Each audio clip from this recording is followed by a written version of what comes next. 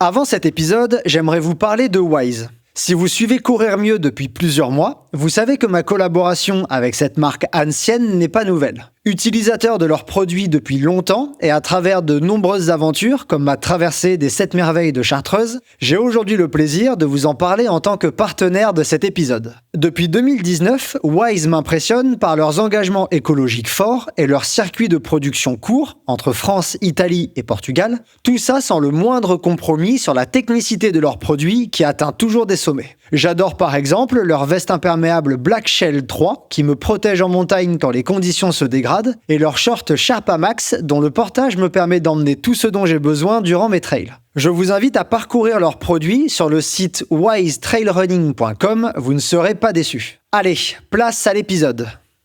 Bonjour à tous, j'espère que vous allez bien, je suis ravi de vous retrouver pour un nouvel épisode. Tous les 10 km efforts, les hommes perdent 4% de performance alors que les femmes ne perdent que 3%. Sur une course de 280 km efforts, les performances moyennes des hommes et des femmes seraient égales. C'est en tout cas les constats passionnants qu'une étude de grande qualité a souligné en 2023. Les coureuses auraient donc une plus grande endurance, une plus grande résistance à la fatigue que les coureurs. Ces observations soulèvent la question du pourquoi. Quelles raisons, physiologiques, biomécaniques, psychologiques, expliquent ces observations qui découlent de données réelles récoltées à l'issue de courses officielles? Dans la partie 2 de ce Scientific Day, j'ai le plaisir de recevoir Thibaut Besson. Avec une thèse intitulée « Différences biomécaniques et physiologiques entre les hommes et les femmes en course à pied d'endurance », Thibaut est l'invité parfait pour discuter de cette thématique. Et vous allez voir, son expertise est impressionnante. Allez, c'est parti pour l'épisode d'aujourd'hui, Endurante par nature, partie 2. Salut Thibaut, comment ça va ? Salut Cyril, ça va super. Ça va super, très content d'être avec toi. Bah écoute, moi aussi je suis vraiment super content de te retrouver. Alors en plus tu m'accordes du temps pendant tes vacances, donc j'aime autant dire que c'est vraiment un privilège. Normalement tu devrais couper et te détendre, mais je te remercie beaucoup. J'ai présenté rapidement ce que tu as fait comme travail doctoral dans l'introduction de cet épisode, mais aujourd'hui je crois que tu n'es plus directement chercheur ou plus impliqué avec un laboratoire. Est-ce que tu peux nous dire un peu plus ce que tu fais aujourd'hui ? J'ai peut-être pas très bien compris. Ouais, c'est ça, j'ai soutenu ma thèse en 2021. Et après ça, à la suite de ça, j'ai fait une année de post-doctorat, donc toujours à Saint-Étienne sous la direction de Guillaume Billet. Ensuite, une année d'ATER, toujours à Saint-Étienne. Et depuis un peu moins d'un an, j'ai rejoint, un an tout juste d'ailleurs, j'ai rejoint Human Fab, donc qui est une structure privée, donc j'ai quitté l'universitaire. J'ai rejoint Human Fab en tant que chef de projet recherche et développement, et je suis notamment responsable des projets autour de la chaussure. Donc chaussures, pas forcément course à pied, tout type de chaussures, que ce soit du tennis, sport de raquette, randonnée, course trail, course sur route, etc. Donc ça m'a permis, mon cursus m'a permis de finalement, à partir de recherches assez fondamentales, pouvoir finalement appliquer un peu tout ça à l'interaction entre l'homme et le produit. L'homme matériel, un petit peu, si j'utilise le terme exact que Guillaume Rao avait utilisé dans l'épisode avec lui sur la chaussure, il parlait d'interaction matérielle, c'est exactement ce que tu viens de soulever. Et ben écoute, je te propose qu'on mette pour l'instant un petit peu les chaussures de côté, mais on va quand même y revenir, parce que pour moi, la raison principale pour laquelle je voulais échanger avec toi, c'est que tu as quand même fait tout un travail doctoral et plusieurs publications sur les différences hommes-femmes dans l'endurance. Et le trail, plus ou moins, mais en tout cas, différences hommes-femmes dans l'endurance.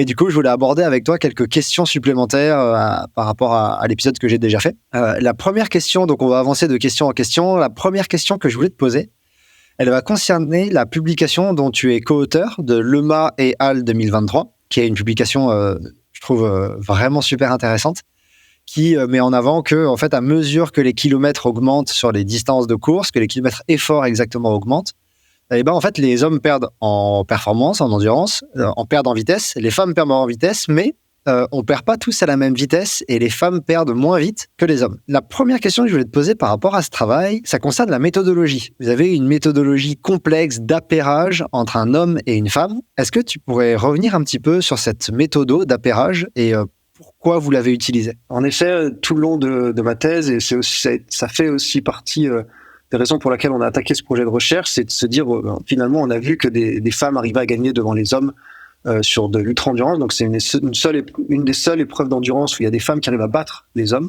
Donc, on est parti de ça. Et au fur et à mesure de ce travail, finalement, après les 3 ans, on s'est posé la question, mais bon, est-ce que c'est vrai ça ? Est-ce que les femmes arrivent à rejoindre les hommes sur du très long ? Et pour vérifier ça, on a tourné le problème dans tous les sens. Et on est arrivé à cette méthode, donc à travers ce papier, où finalement on a essayé d'inclure un système de pairage pour voir si un homme et une femme qui ont couru 2 courses dans la même année de différentes distances, et ben finalement est-ce que la différence de performance elle tendait vraiment à réduire. Donc j'ai vu comment dans ton article un petit peu la façon dont tu as procédé. C'est une des méthodes auxquelles on avait pensé au début, c'est de se dire ok, on va comparer le meilleur élite et la meilleure élite sur du trail court, et ensuite on va faire pareil sur du trail long et on va voir si vraiment le pourcentage de différence réduit. La limite de ça, c'est que finalement, déjà il y a des spécificités qui sont assez différentes entre le trail court et le trail long. Je crois que c'était l'objet de tes podcasts de ces dernières semaines. Et en plus de ça, si on fait ça, c'est finalement pas les mêmes coureurs qui vont courir le court et le long. Donc est-ce que vraiment Cyril Bonnet qui arrive tant de pourcents de temps avant Sophia Lockley, est-ce que ce serait le cas s'ils couraient tous les deux 160 km? Donc ça, c'est une des raisons pour laquelle on n'a pas utilisé cette méthode. Et la deuxième, c'est dû au fait qu'il y ait un énorme écart de participation entre les hommes et les femmes au fur et à mesure que la distance de course augmente. Donc on est sur des taux de participation qui sont quasiment équivalents sur du trail très court, 10 km. Par contre, sur un UTMB, il n'y a que 10% de femmes au départ.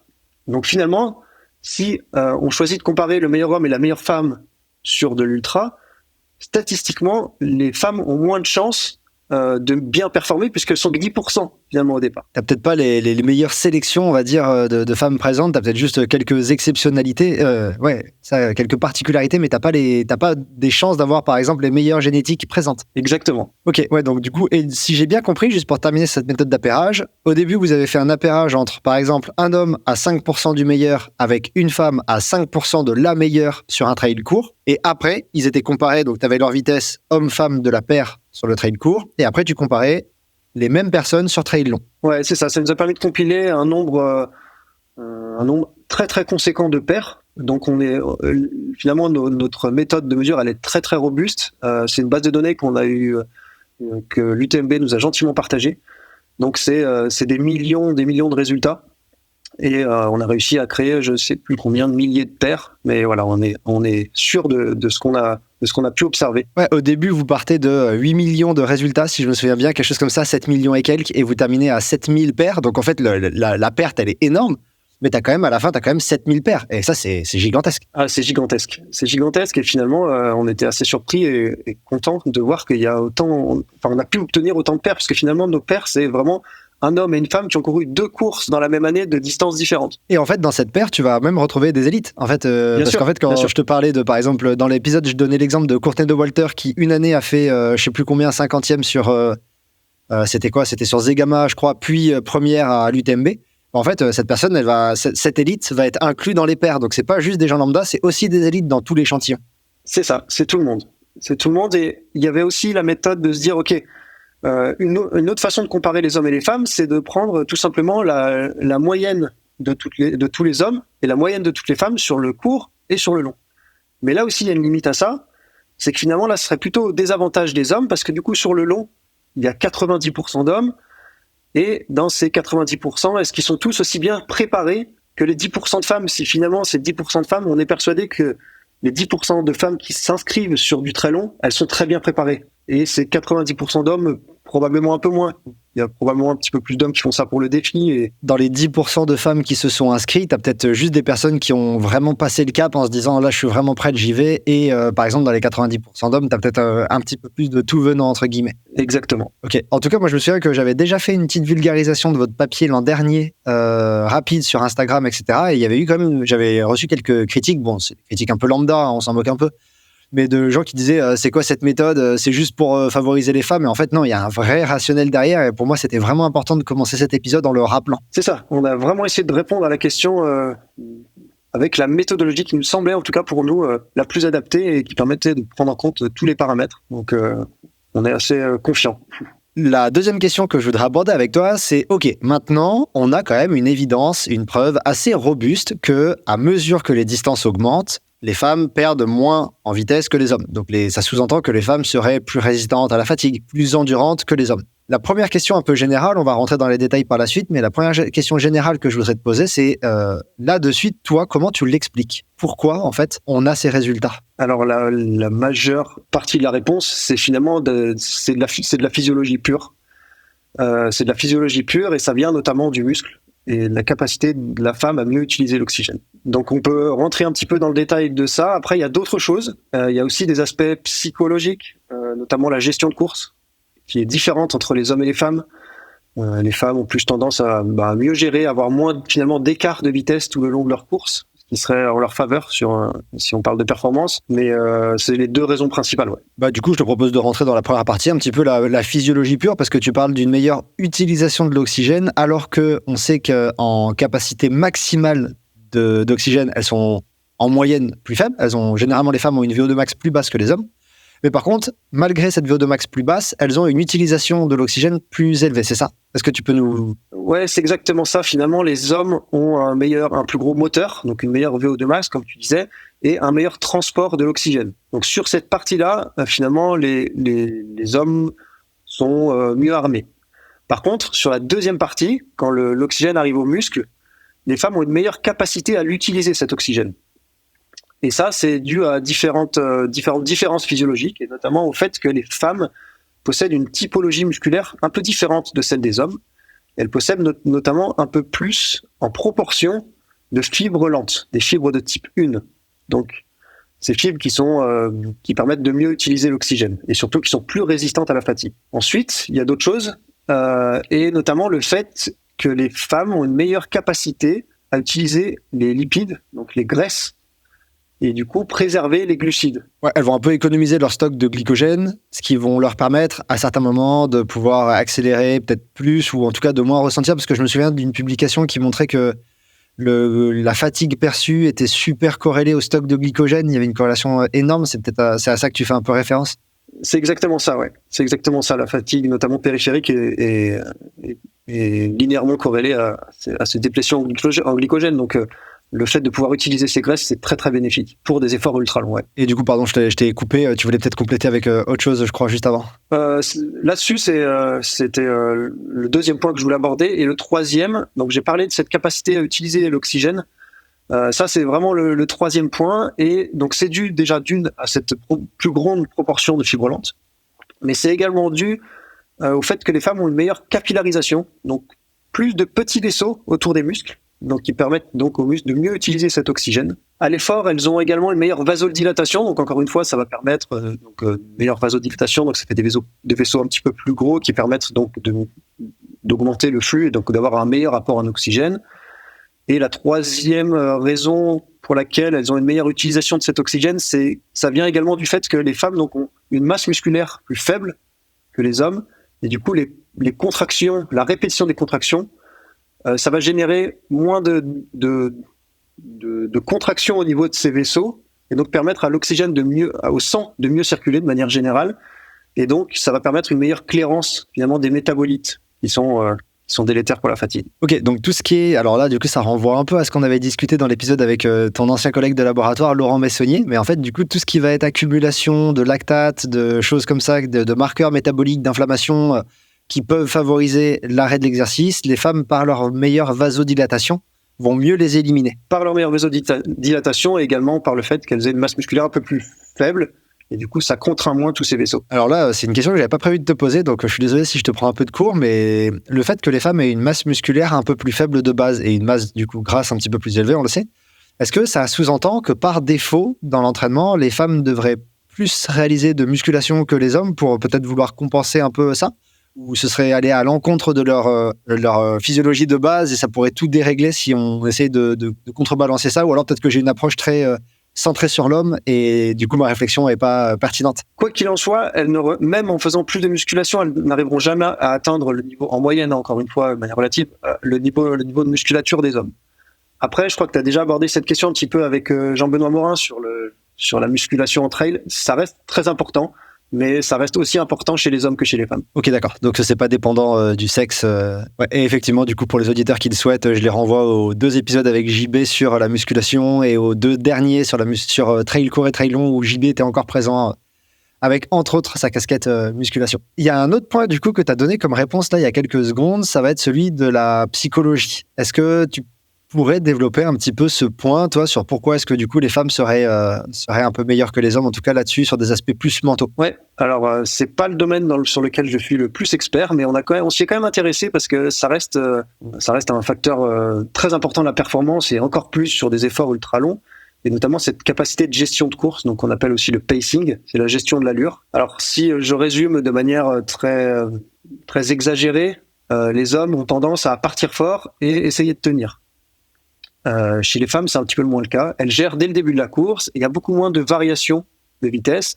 Cette meilleure gestion de course a été directement liée à la performance sur du court mais également sur du long. Et par curiosité, nous, sur l'étude qu'on a menée à l'UTMB, on a également demandé à nos hommes et nos femmes dans quelle mesure quelle était leur motivation pour la course, donc pour l'ultra, pour le 160. Et finalement, les hommes ont répondu c'était vraiment significatif ce résultat. Ils ont réalisé la course dans un but de compétition.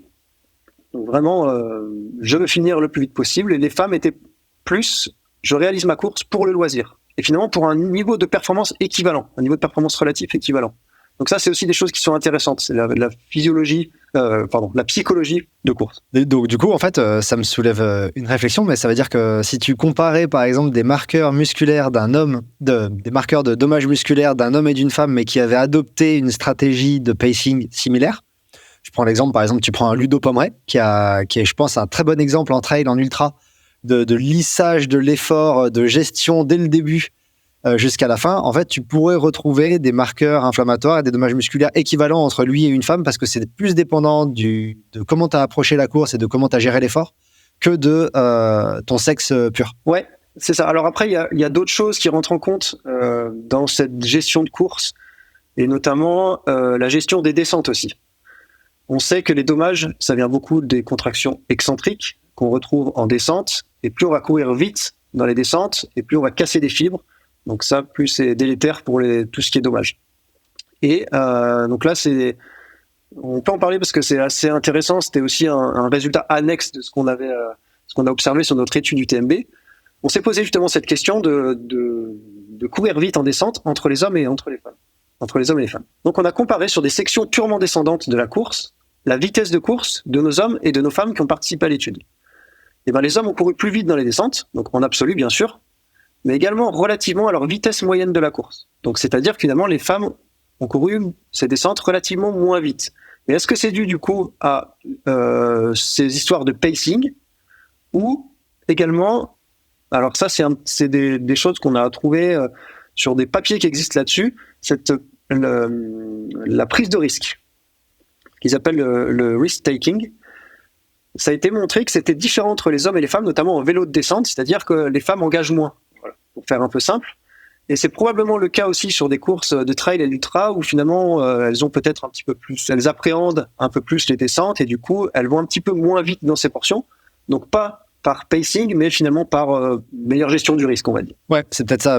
J'aime bien le terme meilleure gestion du risque parce qu'au final, quand tu regardes, pour prendre le contre-pied, quand tu regardes des formats trail courts, sur la prise de risque, tu regardes typiquement généralement quand je pense trail court, je pense Golden Trail World Series. Et quand tu regardes Sarah Alonso, tu regardes Malène Oza, etc., qui se pètent la gueule dans les cailloux, etc. Le niveau de prise de risque sur le format court, quand il faut vraiment prendre le risque, t'as l'impression que tu le retrouves quel que soit le sexe. Mais peut-être que là, sur l'ultra, la prise de risque est pas justifiée. Et elle le gère mieux. C'est une meilleure gestion plutôt qu'une moins grande prise de risque. Tu vois ce que je veux dire? Ouais, c'est ça. Ouais, j'y pense aussi, mais tu vois, en termes de compétition, tu retrouveras, pour donner un peu le contre-pied, et pour pas qu'on ait l'impression qu'on dit dans l'épisode que les femmes prennent pas de risque ou ne veulent pas la compétition. Tu regardes Blandine Lirondelle sur l'UTMB de 2023, je crois, elle est 4e à la fin et elle décide de s'arracher quand elle sait que la 3e est devant et qu'elle veut accrocher le podium. Donc, je pense qu'en termes de compétitivité, tu retrouves. Je pense pas que tu aies des papiers qui montrent que tu as des sexes moins compétitifs que d'autres, mais c'est peut-être plutôt l'histoire que la personne raconte sur sa participation qui est différente. C'est ça. Alors attention, nous, l'étude qu'on a menée, c'était pas sur le top 10. Hein. Je pense que le premier homme et la première femme, ils partent avec les mêmes intentions. Après, c'était sur notre peloton général. Finalement, pour une même performance relative, nos hommes étaient un peu plus compètes que les femmes qui étaient un peu plus loisirs. Voilà, mais je pense que vraiment, si on regarde le top 10, ouais, je pars pour gagner. Ouais. Ouais, et puis je pense que c'est aussi une question de focus. Hein. Là, on dérive un tout petit peu du cœur de l'épisode, mais quand tu regardes par exemple l'interview que j'ai fait de Maud Matisse, qui est sortie il n'y a pas très longtemps, là, quand on parle un peu par exemple de compétition, de record sur Sierzinal, elle me disait que même sur Sierzinal, elle est au départ pas forcément pour gagner, pas forcément pour son record, mais déjà pour rallier l'arrivée, parce que c'est une course difficile. Donc, je pense pas que ça veut dire qu'elle n'a pas envie de la compète, ça veut dire que juste de suite, sa stratégie de gestion mentale, elle n'est pas la même que les hommes. Ça veut pas dire qu'elle n'est pas intéressée par la compète, ça veut dire, je pense que au moment du départ, elle le gère pas de la même façon, et peut-être d'une façon plus protectrice. Ouais. En tout cas, c'est super intéressant. Et l'autre commentaire que je voulais te faire, c'est aussi que alors, je me le suis noté, je vais utiliser les bons termes, je fais attention. Sur des efforts courts, les marqueurs, tu me corriges si je dis une bêtise, hein, mais sur des trails courts, les marqueurs inflammatoires et les marqueurs de dommages musculaires, ils sont les mêmes entre les hommes et les femmes à l'arrivée.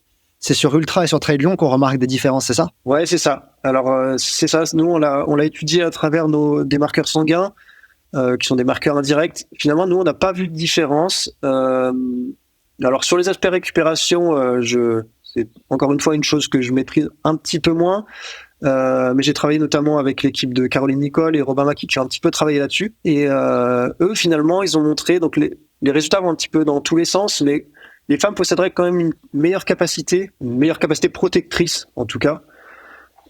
Et ils ont investigué vraiment ce phénomène-là sur une course qui était la Marseille Cassis. Et finalement, ils ont fait des mesures à J+1, J+2, jusqu'à J+5, je crois. Et finalement, en effet, sur des tests fonctionnels, les femmes récupèrent mieux que les hommes. Donc, c'est-à-dire sur des tests simples de force, de détente, etc. Mais ils ont également effectué des tests vraiment analyse des dommages de manière structurale. Et là, finalement, il n'y avait pas vraiment de différence entre les hommes et les femmes. Donc, il y a encore un petit peu j'espère ne pas dire de bêtises, mais c'est pas encore vraiment clair si les femmes ont vraiment cet aspect protecteur par rapport aux hommes. Et alors, je suis désolé là, je sais que... Alors déjà, Caroline Nicole, je l'ai invitée, je crois que malheureusement, elle n'était pas disponible, donc j'aurais bien souhaité qu'elle vienne parce que justement, elle a toute cette partie récupération et sexe qui aurait été passionnante à discuter, mais peut-être que ce sera pour une prochaine fois. Je sais que c'est pas exactement ta partie, mais il me semble que effectivement, tu as une histoire que la récupération ou les dommages musculaires sont liés aux hormones. Est-ce que toi, tu as 2-3 billes à nous raconter là-dessus ou c'est vraiment trop loin de ta thématique? Ouais, là, je pense que je passerai cette partie parce que... Oh, il n'y a pas de souci. Si je pourrais... Je maîtrise moins et... Non, mais il n'y a aucun problème. Le but, c'est toujours qu'on reste sur le domaine d'expertise de l'invité. Et donc, si ma question en diverge, c'est pas grave, juste on ne sait pas et on en parlera une autre fois avec quelqu'un d'autre. Voilà, je sais que les œstrogènes ont un effet protecteur, mais à quel point et dans quelle mesure, ça, c'est des choses que je maîtrise beaucoup moins. Donc, Du coup, toutes ces différences physiologiques un peu et même psychologiques, on va dire qu'on a discuté là, elles ouvrent la porte à une partie de ton travail doctoral qui va concerner la fatigue et la fatigabilité. Alors, je suis pas hyper à l'aise avec ces deux termes parce que moi, je viens de la psycho et en psycho, fatigue et fatigabilité, ça renvoie pas au même concept que fatigue et fatigabilité en physio. Donc, dans les labos où j'étais, je suis à m'attendre de dire que des fois, on s'arrachait un peu les cheveux quand on parlait de fatigabilité, on parlait pas de la même chose. Mais bref, est-ce que tu peux nous dire un petit peu, toi, qu'est-ce que vous avez découvert sur ces différences dans la fatigue et la fatigabilité qui différencient des hommes des femmes? Alors ça, c'est très intéressant parce que c'est finalement un point central aussi de ces différences hommes-femmes. C'est peut-être la plus grosse différence qu'il existe et qui est finalement directement liée aux différences physiologiques qu'on a déjà commenté sur la typologie musculaire, la capacité à utiliser l'oxygène, etc. Donc les femmes sont moins fatigables. Donc on va parler de fatigabilité. Alors j'utiliserai sûrement le terme fatigue par la suite, mais voilà, on va vraiment parler de fatigabilité, où on parle aussi de fatigue neuromusculaire. C'est finalement l'incapacité à reproduire une force ou une puissance à la suite d'un exercice. Donc c'est vraiment la fatigue aiguë induite par l'exercice. Donc nous, ce qu'on a réalisé, et qui avait déjà été réalisé durant de précédents travaux, on a finalement effectué toute une batterie de tests à nos coureurs hommes et femmes avant les courses, et on effectue la même batterie de tests à la fin de la course. Donc c'est des tests de force avec des méthodes de stimulation qui permettent également de voir si la fatigue vient finalement du muscle ou de la commande centrale. Donc pour contracter son muscle, le cerveau va envoyer une information, il va découler le long de la moelle épinière, etc., et qui va arriver jusqu'au muscle. Donc on différencie un petit peu ces deux fatigues, la fatigue centrale ou nerveuse et la fatigue périphérique ou musculaire. Et ce qu'on a observé, on a finalement confirmé ce qui avait déjà été observé par une grande quantité d'études déjà de la littérature sur le fait que les femmes sont moins fatigables que les hommes, donc sur des tâches très simples, type sur des exercices localisés, type contraction du quadri ou contraction du biceps. Finalement, on a confirmé ça de manière très écologique sur l'ultra, où on a montré que à la suite d'efforts très longs, les femmes étaient moins fatigables que les hommes. C'est-à-dire qu'elles perdaient moins de force au final à la fin de ces courses, pour une intensité d'exercice équivalente. Donc ça, c'est assez intéressant. Donc ça découle de toutes les adaptations physiologiques desquelles on a parlé. Et voilà. Et il s'avère que cette fatigue, finalement, cette différence de fatigue, elle est plus périphérique que centrale. C'est surtout sur les aspects musculaires que les femmes vont réussir à se préserver par rapport aux hommes. Ok, super intéressant. Et en fait, tout ça, ça découle directement de tous les points qu'on a discutés. C'est la conséquence directe de tous les points qu'on a discutés d'un point de vue physio et psycho. Exactement. Et ça explique aussi finalement ce rapprochement également des performances des femmes par rapport aux hommes sur du très long, parce que si on est moins fatigué, on est capable de tenir un effort plus longtemps. Et ça me fait passer une question en tête que j'ai envie de te poser là directement, qui est un peu cash. Puisque les femmes sont moins fatigables après un ultra que les hommes, est-ce que ça veut dire que par exemple en termes de gestion de course et de gestion des descentes, il faut courir comme une ultra traileuse si on veut être performant? Très bonne question. C'est la question qu'on s'est beaucoup posée, c'est-à-dire que finalement on l'avait un peu pris à l'inverse, mais finalement nos hommes et nos femmes ont eu les mêmes performances, et quand on pose des questions à la fin, des filles qui disaient en moyenne et de manière générale, j'ai réalisé la course un peu plus pour le loisir, est-ce qu'on n'aurait pas pu leur dire, finalement, est-ce que vous n'auriez pas pu aller un peu plus vite encore? Voilà. Ou à l'inverse, les hommes, est-ce que finalement ils n'auraient pas pu en mettre un petit peu moins pour s'économiser? Peut-être voilà. C'est vraiment des questions. La gestion de course sur du très long comme ça, c'est hyper intéressant parce que je pense qu'elle est déjà dépendante des portions montantes, des portions descendantes, des portions de plat. Mais j'ai envie de dire oui, l'homme devrait suivre le modèle féminin sur le pacing. J'en suis persuadé. Sur l'ultra en tout cas. Sur l'ultra en tout cas. En tout cas, ça ouvre la porte à des designs expérimentaux hyper complexes, c'est-à-dire prendre des hommes, leur demander de pacer comme une coureuse, prendre des coureuses, leur demander de pacer comme un homme, donc de partir super fort, puis de ralentir et voir après les dommages. Mais en tout cas, ça ouvre des questions vraiment super intéressantes.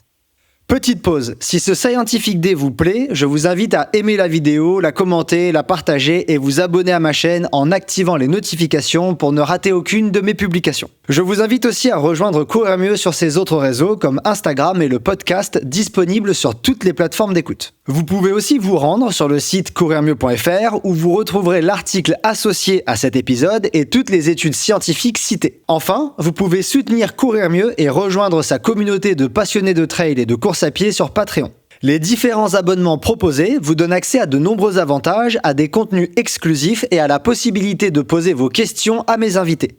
Le lien vers les offres est dans la description. Allez, on retourne à l'épisode. La deuxième thématique que je voulais aborder avec toi dans cet échange, ça va concerner l'autre dimension de ton travail doctoral qui cette fois est pas trop sur la physiologie et les différences hommes-femmes dans la performance, mais plutôt dans la biomécanique et dans la réponse à l'utilisation de matériel.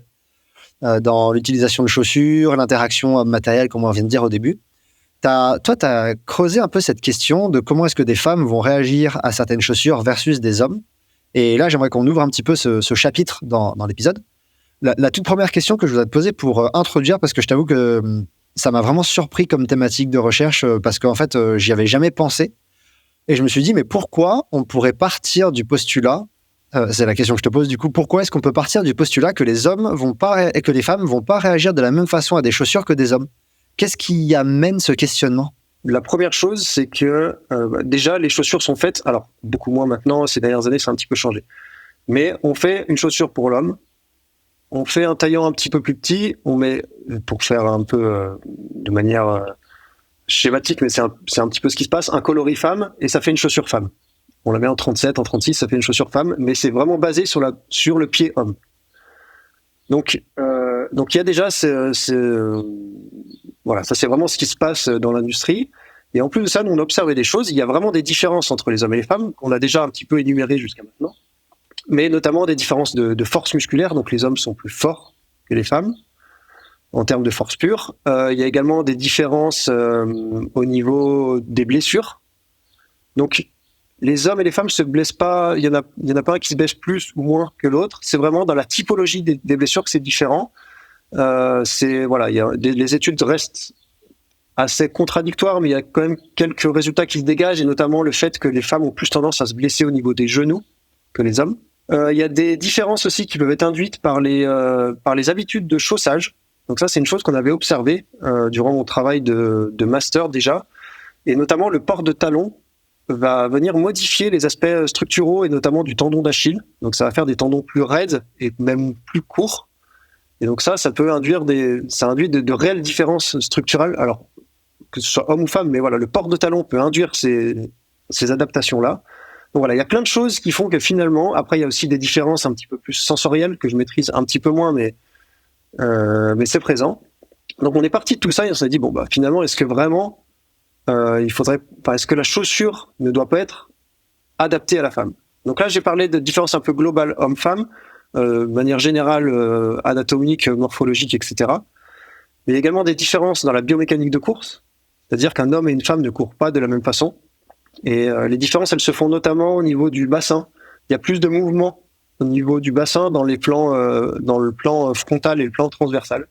Donc plus de rotation du bassin. Donc ça, c'est la plus grosse différence biomécanique dans la course à pied qu'il y a entre les hommes et les femmes. Donc voilà.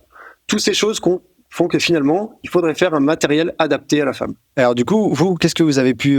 donc maintenant, les résultats principaux que vous avez pu obtenir sur cette biomécanique, c'est qu'en fait, du coup, quand tu mets la même chaussure aux hommes et aux femmes, est-ce que c'est juste une réaction différente ou est-ce qu'en fait, tu te rends compte que la chaussure n'est pas adaptée à comment la femme court et qu'il faut encore plus spécialiser? Je sais pas si ma question est très claire. Alors, on a fait, durant mes travaux de thèse, on a travaillé sur deux aspects, notamment le drop de la chaussure. Donc ça, c'est la première chose. Il y a eu beaucoup d'études qui ont été faites chez les hommes et on a essayé de répliquer un petit peu ça sur une population de femmes. Finalement, les résultats sont les mêmes. Donc on peut se dire que finalement, l'influence du drop est assez similaire chez les hommes et chez les femmes. Par contre, on a également mené des travaux sur la raideur de la chaussure.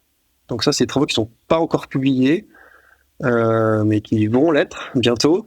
Donc c'est vraiment la raideur de la chaussure en longitudinal, donc c'est vraiment la capacité à plier la chaussure dans la longueur.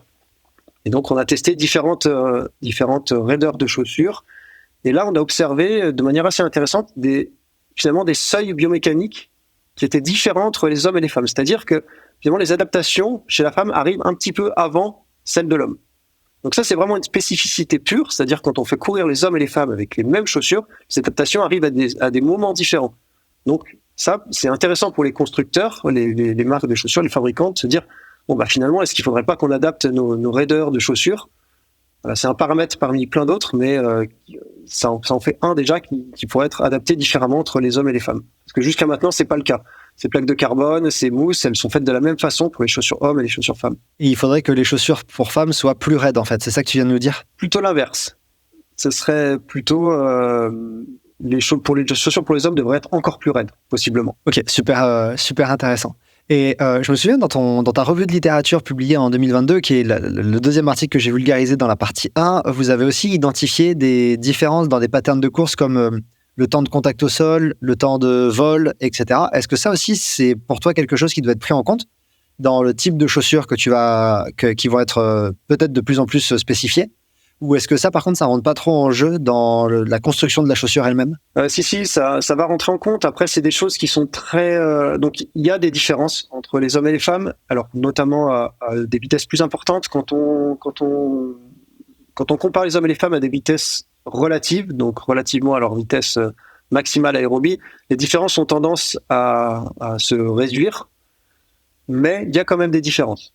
Et notamment, comme tu dis, ces histoires de temps de vol, temps de contact. C'est-à-dire que les femmes ont de manière générale une fréquence de foulée un peu plus importante et une foulée qui est un petit peu plus aérienne, donc avec des temps de vol un peu plus longs. Donc ça, c'est une différence. Est-ce que ça peut rentrer en considération quand on va choisir sa chaussure?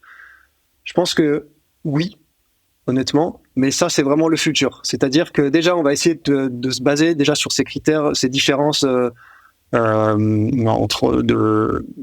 on va dire morphologiques et physiologiques entre les hommes et les femmes en termes de force, ces différences anatomiques aussi qui existent. J'en ai pas parlé d'ailleurs, j'ai oublié. Mais les femmes ont également un bassin plus large. Elles ont également ce qu'on appelle l'angle Q qui est plus important. Donc c'est l'angle qui est formé entre le fémur et le tibia, qui est un petit peu plus important chez les femmes que chez les hommes. Après, d'aller adapter la chaussure à la foulée, à la fréquence, au temps de vol, temps de contact, donc tous ces aspects biomécaniques, je pense que c'est vraiment le futur. Mais voilà, on n'en est pas encore là. Ouais, bah du coup, c'était la dernière question que je voulais te poser sur cet aspect un peu biomécanique, sauf si évidemment, toi, tu as des choses à rajouter après dessus que j'ai pu oublier, mais c'est toi l'expert de cette thématique.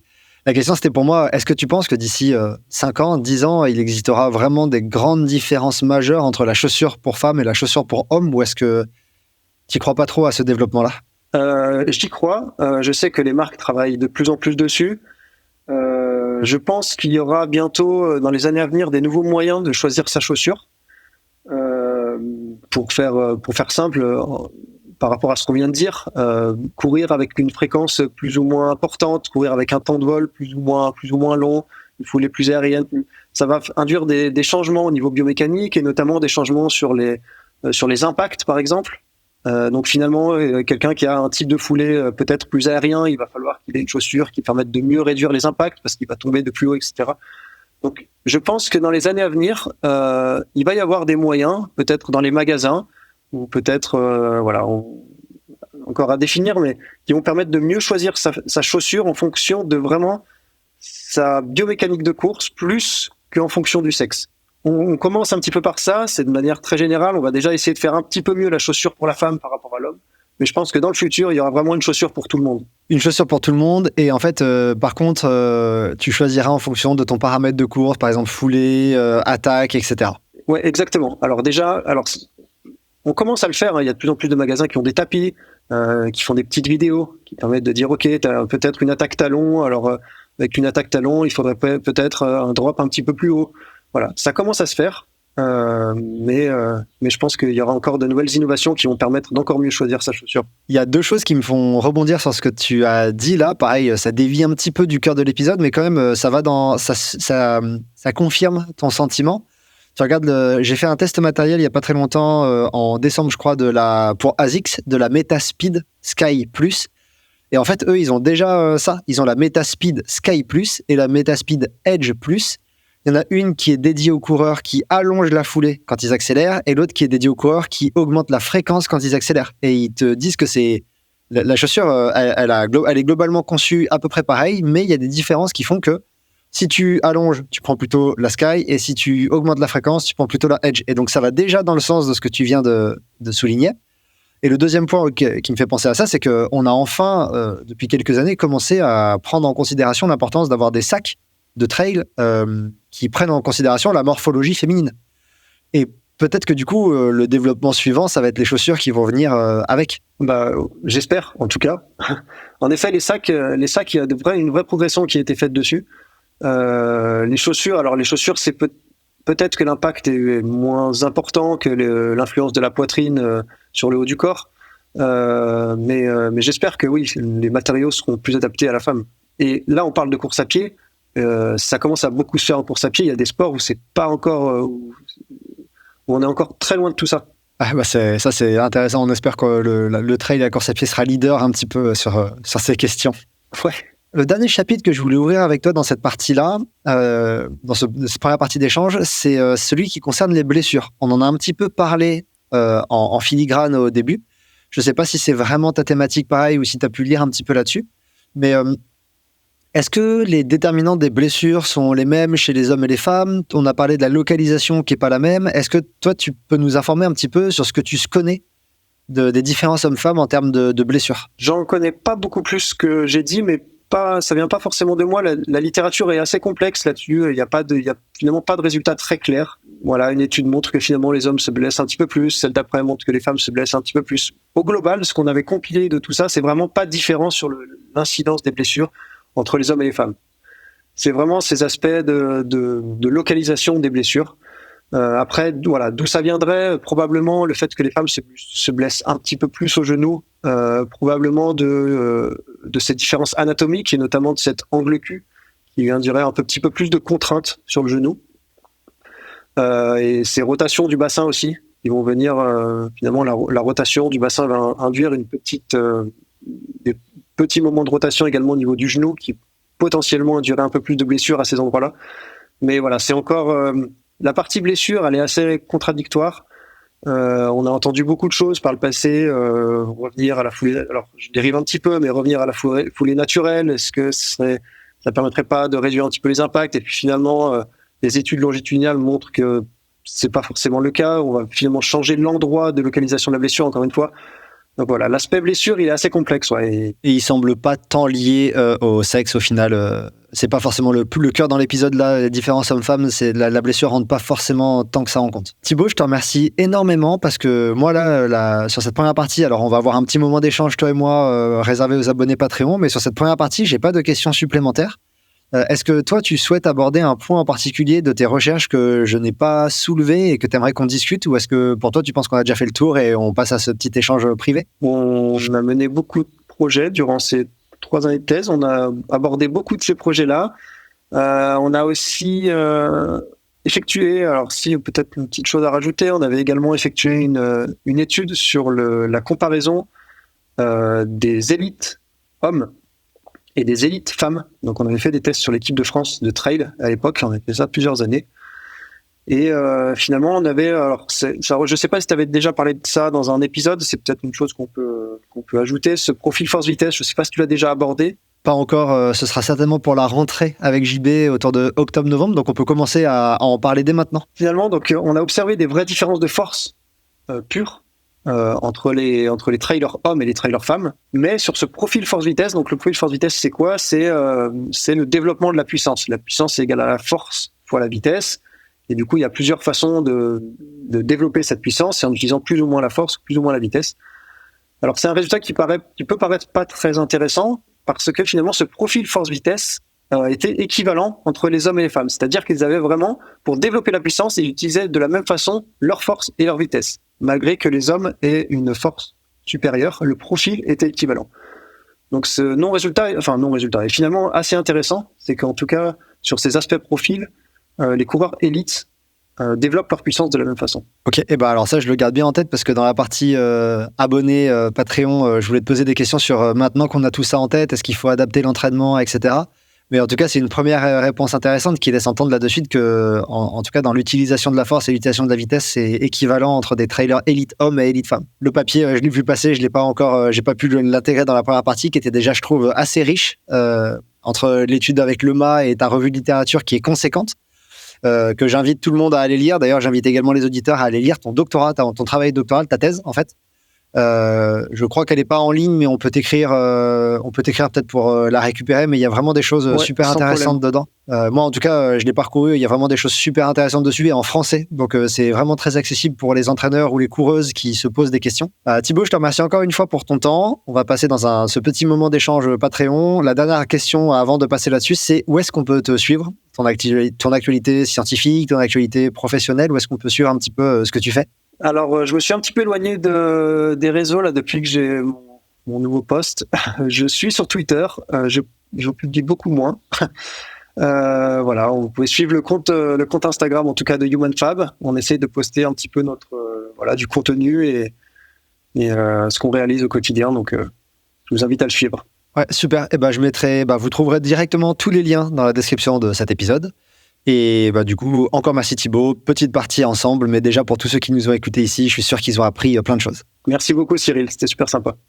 Voilà, c'est tout pour l'épisode d'aujourd'hui. J'espère que son contenu vous a plu et vous a permis de mieux cerner les différences entre les hommes et les femmes dans le contexte des sports d'endurance. Ce Scientific Day souligne les points forts et les points faibles des coureuses et des coureurs. Et, bien que timidement, ouvre la porte à des ajustements de l'entraînement spécifiques au sexe de l'athlète. Cette thématique sera creusée plus en détail à l'avenir, mais j'ai trouvé ce premier échange avec Thibaut passionnant et riche en informations nouvelles. J'espère qu'il en a été de même pour vous. N'hésitez pas à suivre Thibaut sur ces différents réseaux et à consulter ses travaux, les liens sont dans la description. À très bientôt pour un nouvel épisode, et n'oubliez pas que selon Edwards Deming, sans données à l'appui, nous ne sommes qu'une personne de plus avec une opinion.